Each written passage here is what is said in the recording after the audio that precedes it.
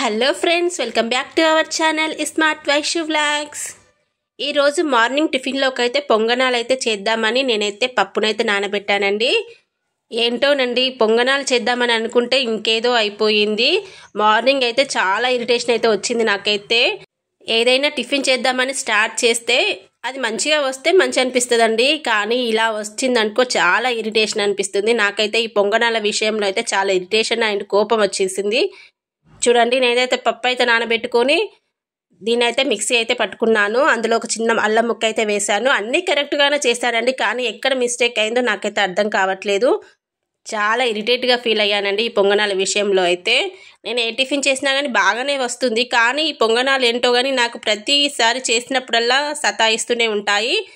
చూడండి, ఇలా మిక్సీ పట్టుకొని అయితే ఒక బౌల్లోకి అయితే వేసుకున్నాను. మరి ఏంటోనండి, ఇది పెసరపప్పు కావడం వలన నా పొంగనాల ప్లేట్ మిస్టేక్ వలన కానీ పొంగనాలు అయితే ఇంకా ఎలా వచ్చాయో మీరే చూడండి.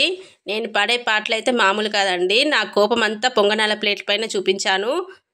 చూడండి, నెక్స్ట్ వచ్చేసి ఇందులో రవ్వ అయితే వేసుకున్నాను. అదే బొంబాయి రవ్వ, సూజీ అంటారు కదండి, బొంబాయి రవ్వ అదైతే వేసుకున్నాను. నెక్స్ట్ ఇందులోకి అయితే సన్నగా తురిమిన క్యారెట్ని అయితే వేసుకున్నాను.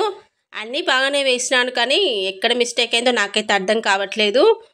ఈ పొంగనాలు చేయడానికి టైం కూడా చాలా ఎక్కువగానే పట్టింది. ఏంటో అండి, చాలా ఎక్కువగా టైం అయితే పట్టేసింది. కానీ పొంగనాలు అనేవి కరెక్ట్గా వచ్చి ఉంటే బాగా అనిపించేది. టైం ఎక్కువగా పట్టినా కానీ ఇంకా ఓకేలే అనిపించింది. చూడండి, నెక్స్ట్ వచ్చేసి సన్నగా చాప్ చేసిన ఉల్లిగడ్డలు అయితే వేసుకున్నాను.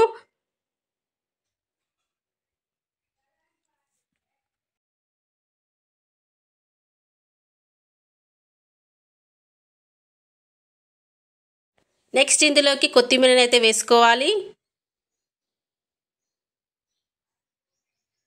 చూడండి, కలర్ఫుల్గా కనిపిస్తుంది కదా, చాలా బాగా వస్తాయి అనుకున్నాను నేనైతే.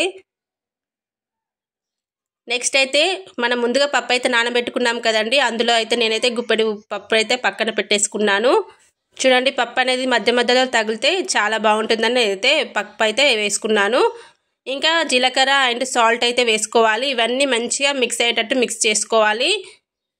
ఇందులో వాటర్ అనేది ఏం పోయనవసరం లేదండి, ఎందుకంటే పప్పులో ఆల్రెడీ వాటర్ అనేది ఉంటుంది కాబట్టి వాటర్ అనేది అవసరం లేదు.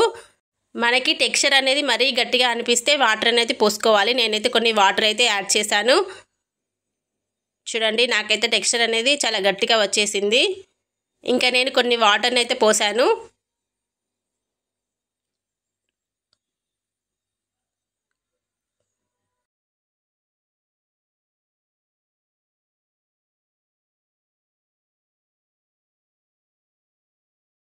చూడండి, పిండి అయితే రెడీ అయిపోయింది. ఒక 10 మినిట్స్ వరకు అయితే రెస్ట్ అయితే ఇవ్వాలి పిండికి. చూడండి, 10 మినిట్స్ తర్వాత అయితే పిండి అయితే ఇలా అవుతుంది. మళ్ళీ ఒకసారి కలిపేసుకొని మనం పొంగనాల ప్లేట్లోకి అయితే వేసేసుకోవాలి.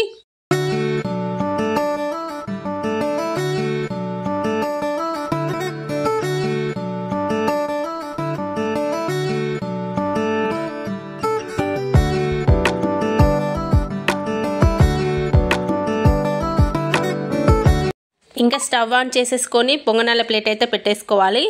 ప్యాన్ హీట్ అయిన తర్వాత పొంగనాల ప్లేట్లో అయితే కాస్త ఆయిల్ అయితే వేసేసుకోవాలి. ఇలా గుంతలలో ఆయిల్ అయితే వేసేసుకొని మనం ముందుగా మిక్స్ చేసి పెట్టుకున్న పిండిని అయితే ఒక్కొక్క గుంతలో వేసుకోవాలి.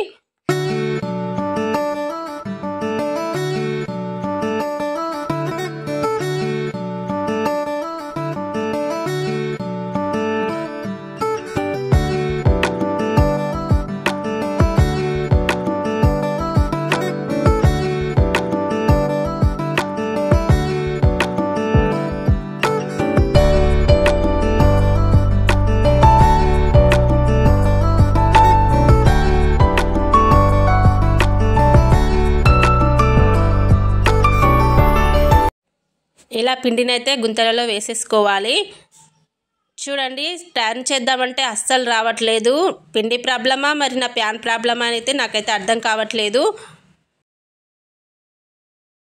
ఇంకా ఫైనల్గా అయితే ఇలా వచ్చేసింది. ఇంకా చేసేదేం లేక నేనైతే డీప్ ఫ్రై అయితే చేసేసుకున్నాను. చూడండి, లాస్ట్లో అయితే ఇలా వచ్చాయి పొంగనాలు, కాస్త బజ్జీలు అయితే అయిపోయాయి.